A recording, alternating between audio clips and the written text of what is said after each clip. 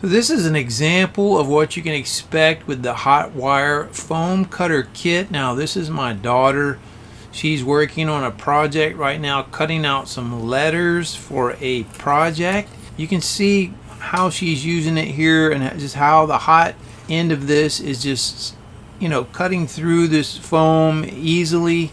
And there are multiple projects you can use for a tool like this. Again, this is foam board we got from home improvement store here in town, and she's cutting some big giant letters for an creative project for a sorority. So there are different types of tops that you can put on this. There's an on-off button, holding tip, an engraver tip.